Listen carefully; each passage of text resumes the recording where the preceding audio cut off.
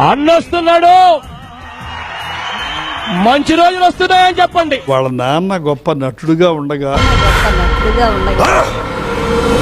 వాళ్ళ నాన్నకి కోపం వస్తుందేమని ఆలోచన కూడా విష్ణుకు లేకపోవడం చాలా ఆశ్చర్యకరమైన విషయం.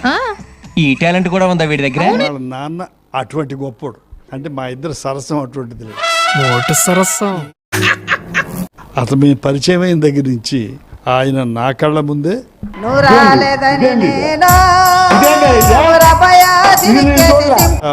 ఒక పద్ధతిలో అలవాటు పడి మళ్ళీ హీరో అయ్యి మళ్ళీ విలన్ అయ్యి ఆల్రౌండర్.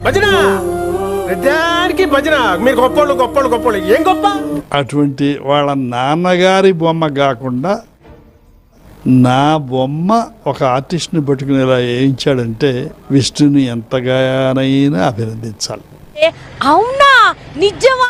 అంటే ఇది వాళ్ళ నాన్నను తక్కువ చేయడం కాదు. నాకు తెలీదమ్మా.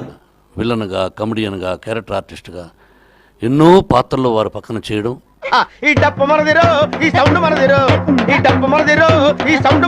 ప్రొడ్యూసర్గా రామారావు గారితో సినిమా తీశాను.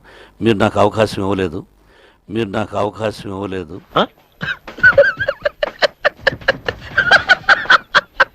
అన్నపూర్ణ బ్యానర్లో కూడా ఎన్నో మంచి పాత్రలు చూశాను. సిల్వర్ జూబ్లీస్ కూడా ఆడినాయి. కాంపిటీస్ మీరు చేశారని చెప్తారా ఏంటి? అది నా వల్లేని అన్నం.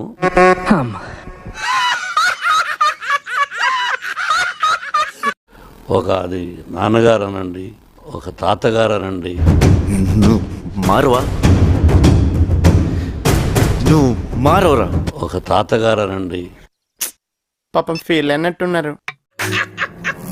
కేవలం ఆయన ఆశీస్సులు. ఇది మేము పూర్వజన్మ సుకృతం. ఆయన ఆశీస్సులు ఎప్పుడు. మీ దుంపల్ మీరెక్కడ తయారయ్యారా బాబు?